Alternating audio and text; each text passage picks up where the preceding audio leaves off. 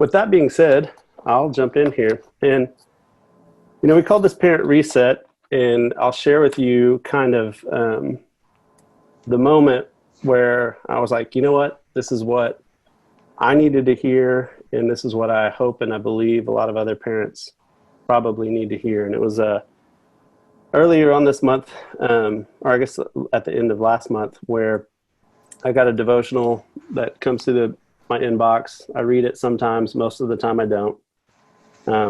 But I just happened to click on it.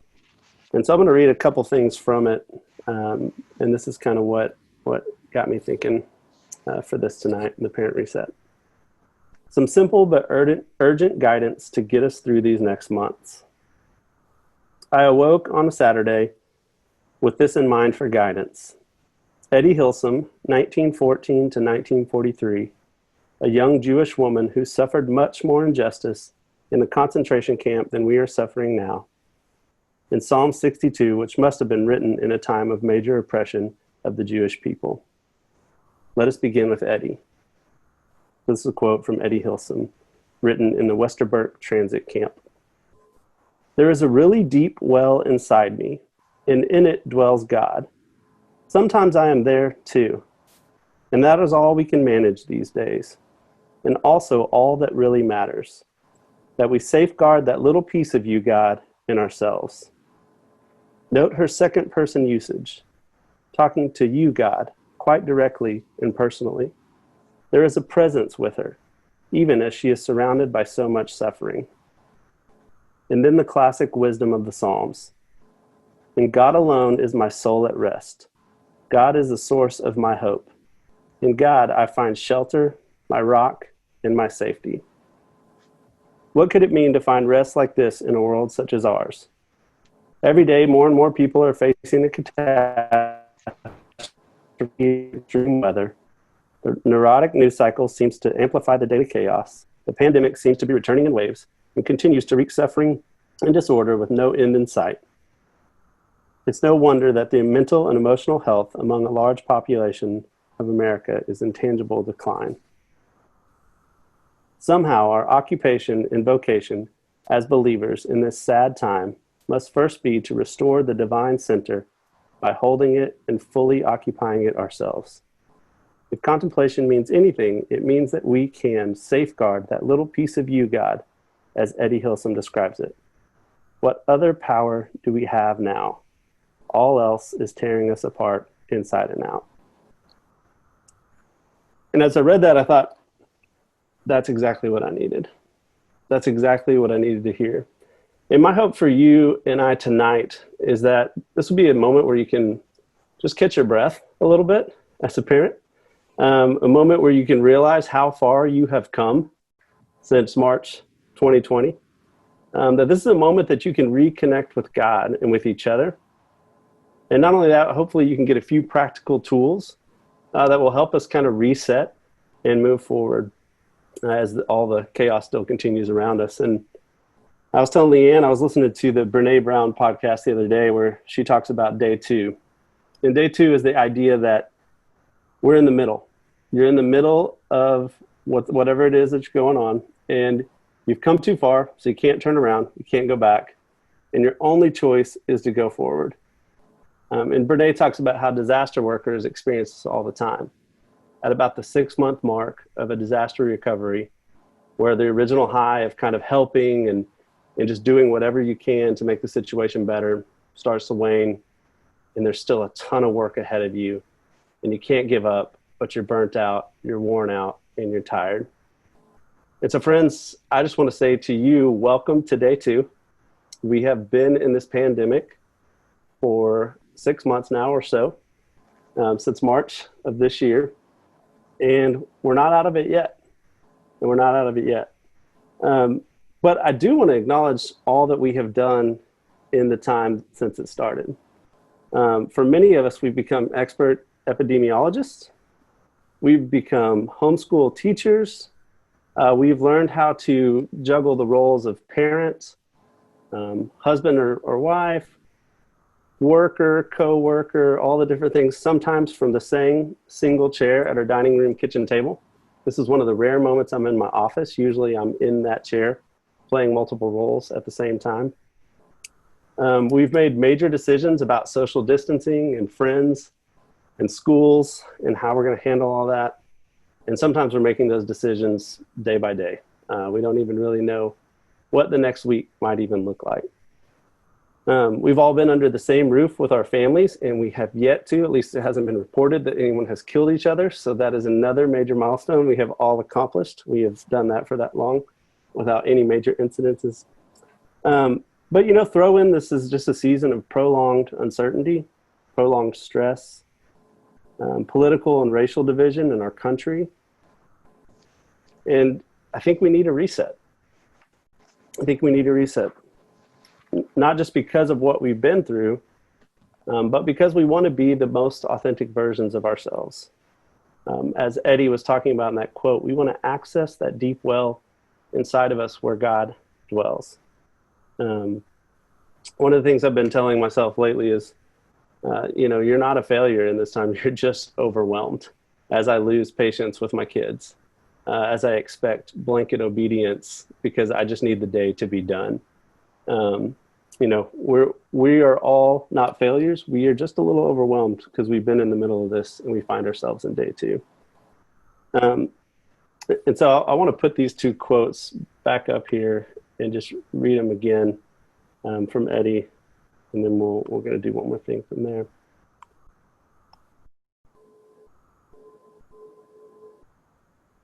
There is a really deep well inside me, and in it dwells God. Sometimes I am there too.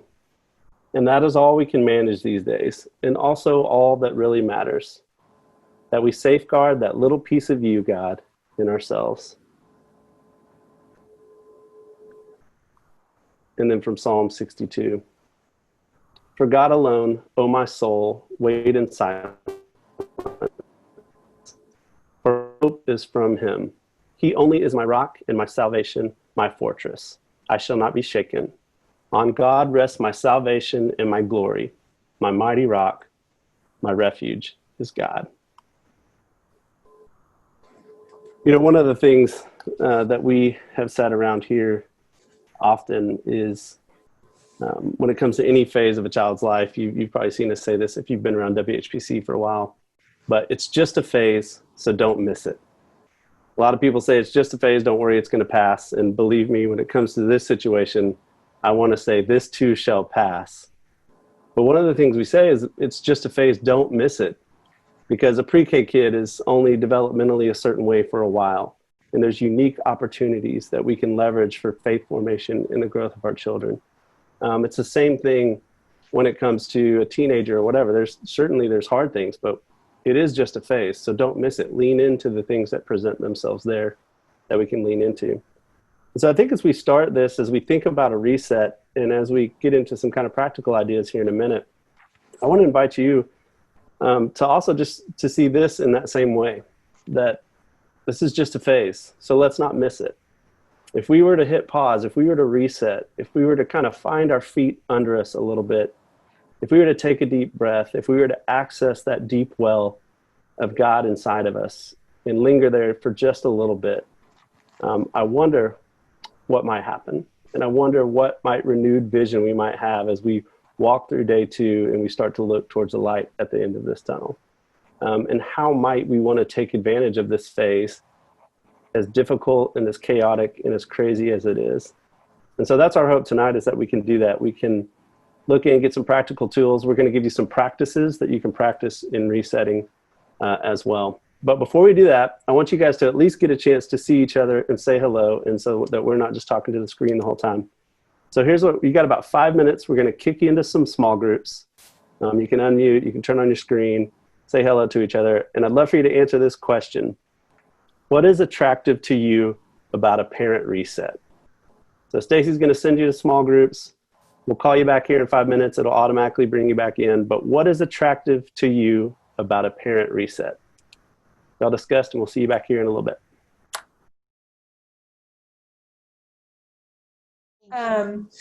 What I want to talk about is kind of, again, what she just brought forward, and also I think what Jackie brought forward with feeling overwhelmed. So let me tell you what I've often heard. As a therapist who've been seeing people through the pandemic and parents, is often some parents lament and they report, oh, I think I'm really taking this out on my kids. I'm losing my temper. I don't have the level of patience that I want to have. I'm not role modeling that kind of mother or father that I wanted to be. Others are noticing that there's just fatigue from trying to come up with activities when they're just like, kind of done, don't have any more activities to do. And that brings us to the precipice of, I'm having to do suddenly, maybe not necessarily me, because obviously my kids are older, but some parents are sharing with me, I'm doing a lot more supervision than I would normally do, because normally the school structure kind of gave some of us as parents some relief. If we were homeschooling, there was a sense of even maybe some of the small groups that we met up with that might take a subject. Maybe there was outside time. So these natural periods of relief where the tide goes out and we kind of have a sense of things is not there. And that's where some adults usually got in touch with their me. We reset ourselves. Maybe we met somebody for lunch. We got our exercise done. And a lot of those coping mechanisms that help distract us from some feelings, even if I had a bad morning with my kid, by the time I went through my routine, I felt a little better about myself. Well, now that routine's not there. And I sat with the kid that I just kind of had a hard time with at breakfast. And we've been like this with each other all day. And I haven't known how to do the repair or if we got to a better place. So I think we lost some of the distractions that let us normalize things and we stay in it. And those are some things I'm hearing from people, not to mention we're in a pandemic. There's been issues of racial justice. There's been issues around distance learning or going back. There's been issues around wildfires, hurricanes for some of us. Family members have been involved in these areas. Economic uncertainty. Will our job stay? Will it not? Some people, believe it or not, lost favorite businesses, favorite restaurants that they used to go to that maybe was a part of their routine. And then there's political uncertainty. There might be a sense of divisiveness within families. If you look at the list, it's a lot to cope with and yet not have your distractions of daily living that some of us used to have. So what I wanted to share is that when Kyle and I were talking, what do you as parents kind of do? And here's some points I want to kind of bring forward. Is when the pandemic initially started in March, there was what we call reactivity. Oh my gosh, what is this going to be like? And there was some novelty to it. Oh, it might go on for a month. Look at this. We can do curbside at Chewy's. It didn't close. This is workable. So there was all of this like reactivity around it and novelty. It's kind of new. It's kind of different. 7 months in, we're starting to realize it's a reality. And we really don't know if it's going to be another year, another 18 months, or another 24 months. Who knows? So we have to move from reactivity to what we call receptivity. And what's the difference in those? When we're reactive and we're tired of it and we're mad, we can get into anger. We can get into desperation. We might use punishment as a mode of discipline. We might use separation as a mode of discipline. Like we need kids to be quiet, to go away, as Kyle talked about, to just be obedient so we can get through the day. The goal in receptivity, now that we're 7 months in, and a goal that I think we should put for all of ourselves, is how can we begin to move to that place? Kyle said, Brené's quote was, we're in the heart of it now. And this will be the hardest part because we have to find compassion. We have to find connection. We have to find community, and we have to find creativity. And the biggest way we can do this, guys, when people often talk to me, what do I do with my kid who's anxious? What do I do with my kid who doesn't like online school? What do I do with my kid that misses their friends?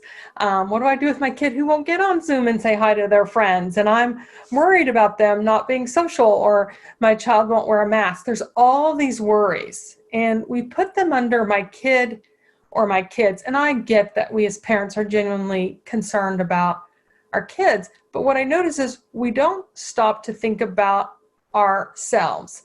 If Kyle and I often joke, it's a statement Rainey and I learned, and I think Kyle had heard it, or maybe he heard it at one of our presentations, that the calmest brain in the room calms the other brain.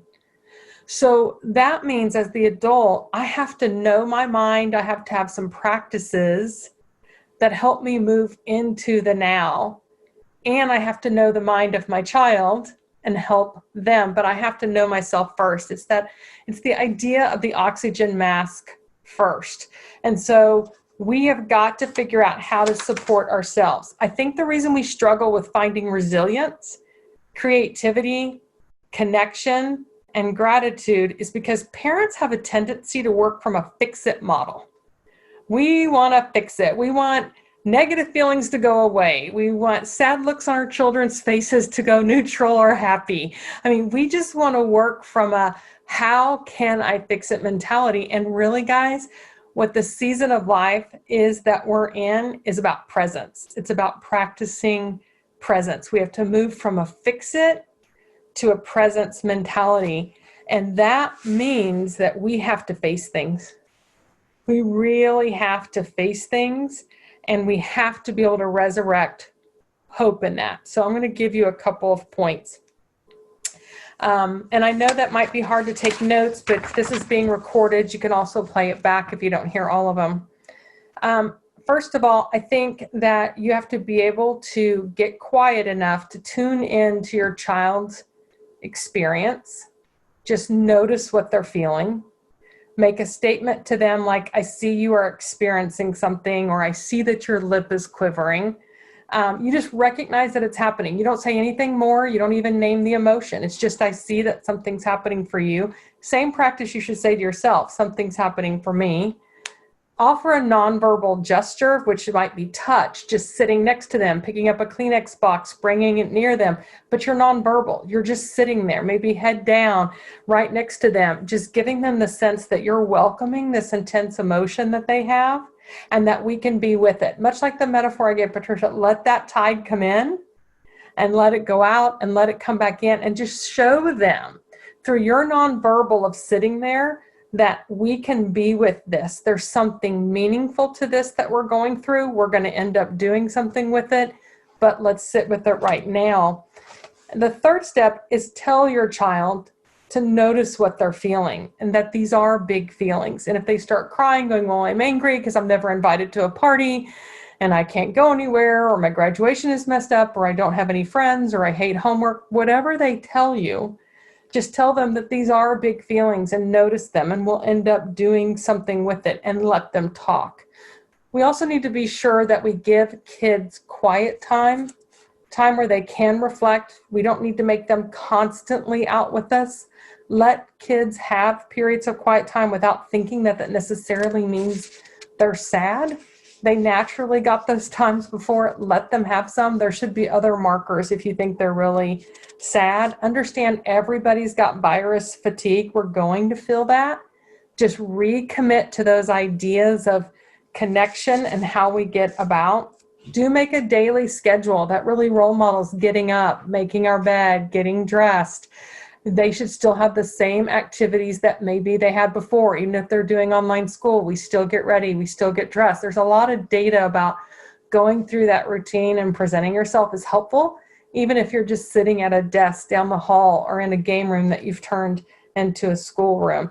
Maintain your boundaries around wake up, bedtime, meal times. Having a family meal together is a really natural therapeutic time to talk about what was thumbs up, thumbs down kind of day. Some people say roses and thorns, but what'd you like about your day, what you didn't like? And what's super important here, adults, is you have to share from your well.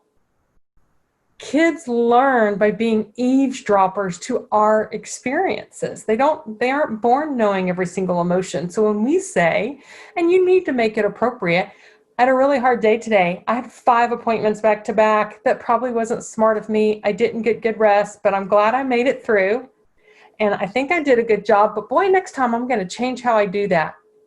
When I drop a statement like that, I let my kid hear that maybe I was frustrated. Maybe I kind of made a mistake that wasn't the smartest, but I also know how to fix it.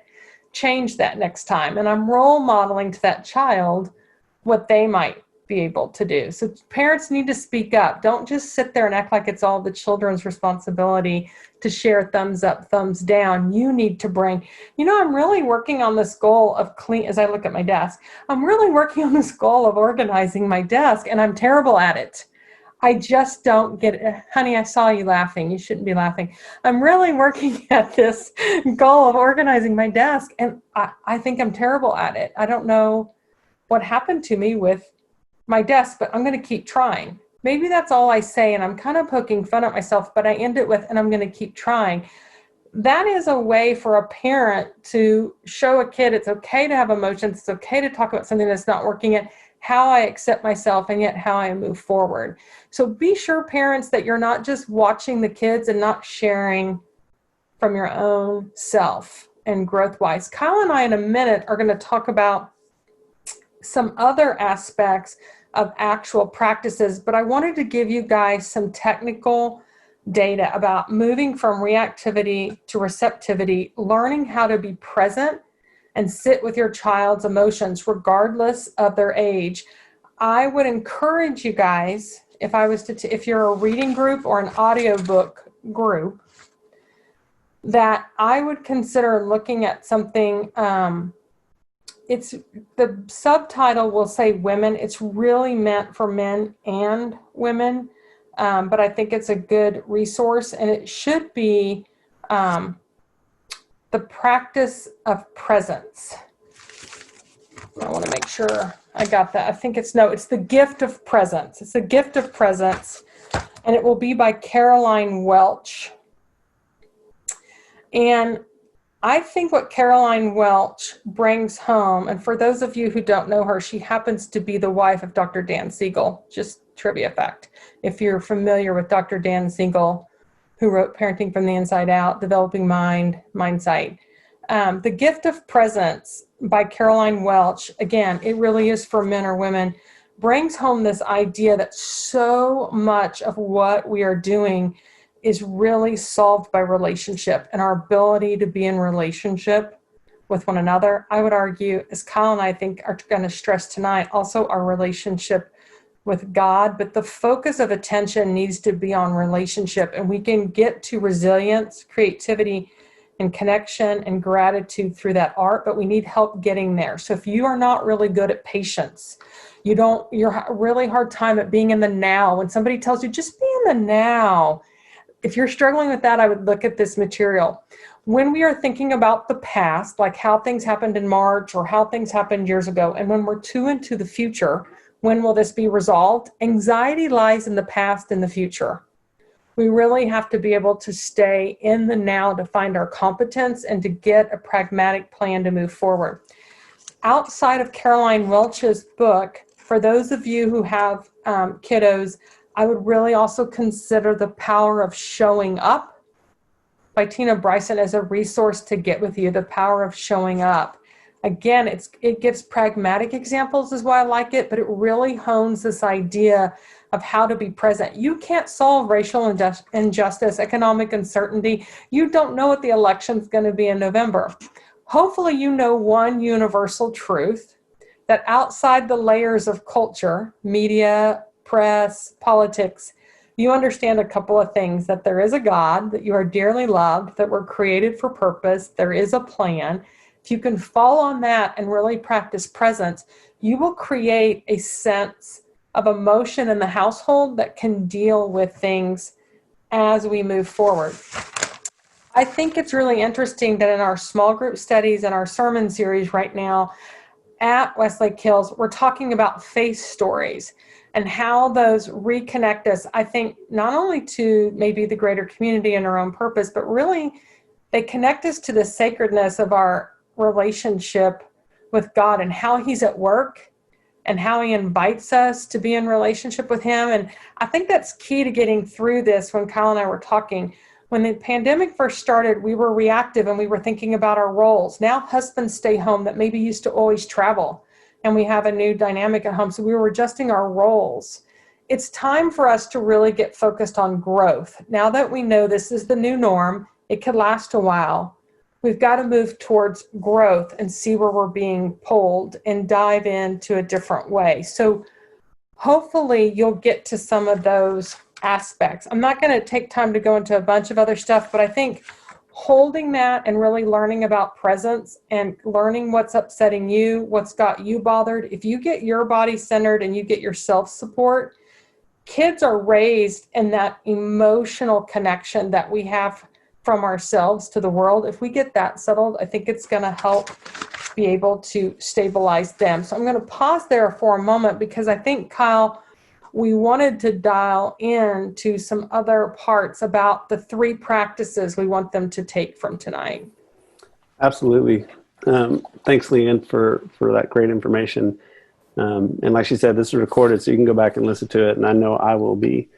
But, when I was presenting some of this idea of reset to the family ministry staff, one of them said, when I hear you talking about this, I really hear reset equals reconnection. And as Leanne was talking, I was thinking about just the different things that she's inviting us to reconnect to. And so tonight we want to give you some practices, and I hope these practices will do these things that she just shared, that we can reset so that we can reconnect with presence. We can reconnect with the present moment, that we can reset so we can reconnect with hope, because I know a lot of hope's been taken out throughout these last few months. We want to reset so we can reconnect with growth in that growth mindset. And we want to reset so we can reconnect with relationship. And so we wanted to really just share a few practices that we think are kind of like putting your oxygen mask on first, are inviting you to reconnect with yourself and with God, and just kind of find your feet under you a little bit so that you can move back towards growth and hope and presence in those things that we ultimately want to be, but they've just been worn down and beat out of us throughout this pandemic and throughout these situations and these new things we've been navigating. And so one of the ways and one of the practices, I'll say this too, just one of the things we always say, and I think Leanne touched on this, but with our family ministry staff on here, we say, the best thing we're going to pass on to kids when it comes to faith and all these things is who we actually are. We can teach them a lot of stuff, but it's going to be who we actually are. So we've got to kind of live and breathe these things. So I guess the invitation of these practices is for you to be who you actually are in Christ, for you to reconnect to that and have a reset. And so I hope you see these practices as a gift and an invitation. But the first one that we wanted to kind of highlight, and actually really I'll just put the 2 of these together. So the second one's going to be inside of this, but the first one is this idea that we're calling benevolent detachment. And the idea of this really is that we want to release to God the things that we cannot control. We want to detach from them. And we want to do it graciously and kindly. We're not trying to skirt our responsibilities. This is just a benevolent detachment. We're saying, God, we know that you are good. 1 Peter invites us to cast our cares on him because he cares for us. So God, we know that you care for us, and we just confess that there are so many things outside of our control, so many things that are up in the air, so many things that we wish we could change, but we can't. And the truth is, you and I, we were not made to carry all that on our shoulders. And if we try to carry all that on our shoulders, we're not going to be the people that we want to be for our spouses and our kids and those kinds of things. And so there really is an invitation to give back to God what he hasn't asked you to carry anyways.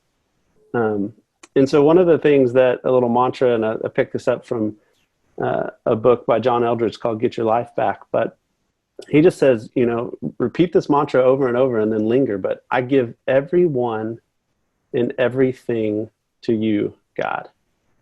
I give everyone and everything to you, God. And then just to listen and say, God, what do I need to let go of? And linger in that space for a minute. I give everyone, all the people I'm worried about, all the situations I'm worried about, all the things outside of my control, and everything, this invisible microbe, social distancing, decisions about school, how I'm at odds with someone else about the decisions about school, all these things, and have a moment in your day, once, twice, 6 times if you need it, where you say, I give everyone and everything to you, God. Just take a break, breathe that in. And related to that is our second practice. We'd really love to invite ourselves and you in this crazy season to limit our exposure to the things that cause us worry. We need to stay informed. We need to know the news, but maybe we limit it. Like maybe we check it once a day to stay informed. And if once a day is too much and it keeps your anxiety and you can't practice benevolent detachment because there's just too much worry on your brain, then maybe you check it every other day.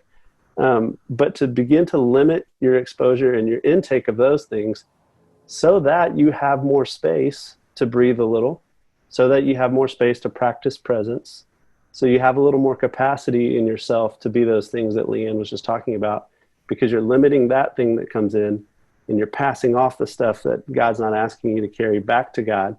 You're casting your cares on him. And so then maybe you can begin to walk forward a little bit and you can put that oxygen mask on, breathe a little bit, and lean into that. And then Leanne has another practice that we wanted to share with you that I think is going to be really helpful as well. Yeah, and I always fear sometimes when people hear this idea, they think that won't work, it's too cheesy, or that's just a therapy trick. But I really encourage y'all to look at this. I have found it so helpful, and I think it can work for whatever's happening. I want you to realize that we call it future journaling. Now, let me tell you, when we use future journaling, when people are under stress, they want to change a behavior, they want to see themselves do something different. Because you don't have control over the now, the exercise is meant to increase your own self-awareness and being able to move towards where you would want to be behaviorally. So let's say today, someone mentioned they feel really overwhelmed. And if you stopped and thought about, instead of overwhelmed, I either want to feel safe, or I want to feel grounded, or I want to feel confident that I'm capable of making my way through this pandemic with others as best I can, to the ability I have. So what you want to do is, number one, and I'm going to provide a link, or Stacy will, in chat. So if you're interested in a printout of this, if you will just capture in chat the link to Dr. Nicole Lippert's page. I think she does the best and most concise explanation. So I've referenced a blog entry that she has as a psychologist explaining it, because she does it so simply. I love it. But basically, you focus on one behavior change, and this can change each week, or it can change after several weeks once you've done it. Let's say it's, I don't want to yell at my kids. Let's say it's, I just want to have faith that God's with me and I'll make it through it, especially if we're having financial difficulties, or I'm really struggling with one of my kids. So you can choose whatever your thing is that you want to change. You write an affirmation or statement about where you want to see yourself be, that I'm choosing to trust that scripture is true, that God sees me, and he knows every sparrow that falls to the ground. He has his eye on me. I will make it through. Or I'm choosing to trust that I will be okay. You just put whatever that positive affirmation is that you want. And then you want to write how you'll be able to practice that. So it might be, I'll get up every morning and just read that affirmation one time. And then you start to journal what you're grateful for, and how, once you are there, even though you're not there now, once you are there and you're feeling that, how you want to be. So you're actually writing to the future when you actually own that feeling. What we know happens is it creates something we call the future template. It increases the chance that during the day, because you've got mindfulness and self-awareness out about how you want to feel, when you hit the old you where you're sad, you're not trusting, or you're yelling at your kid, your short-term memory will remind you, this is where I want to be, and you stand a bigger chance of self-correcting, seeing yourself change in the present. It's really hard to change in the present if all you say is, I've got to stop that, I've got to stop that. And then you just wake up the next day and hope you fly blind and remember it, and you get under stress. Nobody under stress is going to be able to calm down enough and go, oh yeah, I forgot I was wanting to grow today and challenge myself. That's if you could get that calm and do that in an instant, you wouldn't be having the problem in the first place. So taking this mindfulness that every day, just for 5 minutes, some people do it when they first wake, some people do it again before they go to bed. It just depends on what works for your routine. the goal is in the future journaling that you glance at it at least 2 times a day. You're just basically loading it up in your short-term memory so that it becomes an option when you hit a roadblock. It's intentionality, right? It's just creating intentionality. You've all experienced this on some level when you went car shopping and you thought, we just want to get a Mazda, and suddenly everywhere you drove, somebody had the Mazda that color and you never knew they were that popular. It's because your intentionality was on it. You began to notice it and collect that. We're working on the same principle. But often when people are stuck and they feel like, I'm so embarrassed if people knew how unmotivated I was, or I yell at my kids, well, you can stop that pattern if you just get intentional. The other thing I like about future journaling is going back to Kyle's comment. That opening of Psalm 62, we hear that idea of waiting in silence, of just being in the presence of, waiting in. And then in the Eddie Hillsum quote, I found 4 points in his quote that I thought goes along with future journaling. It says, he's going to safeguard that place. In him is this place where, and notice he says, in him is this place where God dwells, and sometimes he comes. The constant is God's always there. Whether Eddie showed up or not, the dwelling place is there and God's always present, and sometimes Eddie came. So we have to safeguard this idea of ourselves, that we're capable of making it through these times. We're capable of becoming resilient and being connected. And then it says, keep something sacred was his second point in Eddie's thing, keeping something sacred. I think what you keep sacred in future journaling is the idea of you functioning higher, of being a whole being capable of change. Even in a pandemic, guys, we're capable of change. We can change our emotions and move forward. And finally, the last 2 points in Eddie's thing was, let my soul be at rest. You do need rest.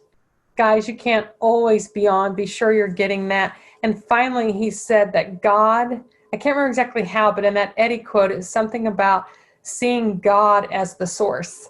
And we have to have that one constant, that we do have a source, we do have a church community. That will not change, even if we're having to cope with economic change or political things or homeschooling kids. And I hope that centers you guys, and I encourage you to check out that link on future journaling. Thanks, Leanne. Here in just a second, we're going to give you guys an opportunity to go to small groups and chat a little bit about this, and then we'll bring you back here just for a final word before we sign off tonight. But it also occurred to me that this might be a good time for Stacy to share a little bit about a ministry of the church that some of you might want to take advantage of, or know someone who might want to. So Stacy, I don't know if you'd be up for sharing about Stephen Ministry real quick. Thank you. I just wanted to quickly say, though I'm only the tech guy tonight, I just wanted to say that we have some beautiful, wonderful, well-trained people, Stephen ministers in our church.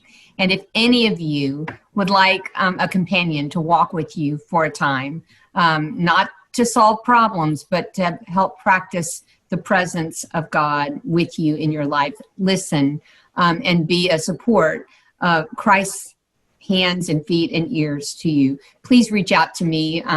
They are actually meeting tonight, praying for all of you and praying for this meeting. And I told them that I would let you know that their services are available. All you need to do is talk to me and I'll make it happen. Thank you. At this point, we're going to head into small groups so you guys can chat with each other a little bit. And then we'll give you a little more time this time for those of you who didn't get around. The groups may be a little different as we shuffle them up here just a little bit, but we'll send you to those groups and then we'll call you back right at the end just to say goodnight, and we'll go from there. Well, we wanted to end tonight with a little bit of a practice. This is a prayer that both Leanne and I talked about when we were just planning for this. And so I thought Leanne set it up beautifully a minute ago. So would you like to set this prayer up for us tonight? I will. I think this prayer, some of you will know this prayer, but it's a prayer, I think, for every parent. And if I were you, I would start every morning reading it. It's kind of a future journaling in the form of a prayer if you don't have time to write a future journal entry. So if you want to post that, and you won't believe how just reading this every day can kind of set your intention and set your spirit. So it's the welcome prayer. Oh, awesome. But what I want you to do is to think of this prayer as the mindset of a parent, that welcome, welcome, welcome.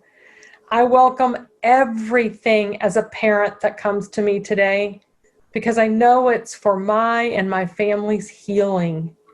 I welcome all the intense thoughts, feelings, emotions, persons, situations, and conditions, including the pandemic. I let go of my desire for power and control over my children and my situation. I let go of my desire for affection and esteem from my children, approval and pleasure for me. I let go of my desire for survival and security, and let go of my desire to change this situation, this condition, my person, or family members. I open instead to the love and presence in this moment of God and God's action and work within and external of me. Amen. So I just really encourage you all to use that prayer to set your mind and intention. You are capable of making it through this. We just have to set our mind on that dwelling, that place where God exists within us, and rely on our community as well. It might be day 2, but take a deep breath because God is with us. You can cast your cares upon him. We can welcome every day because we know it is for our healing and our growth. And I look forward. I expect stress, but I am hopeful for what God might do in this next season. And I'm excited to journey alongside it with you guys. So Leanne and I really appreciate you being here tonight, taking the time. And we'll share this recording, so feel free to share it. But we really appreciate you, and we hope to see your faces sometime soon, not just on a little Zoom square, but in person.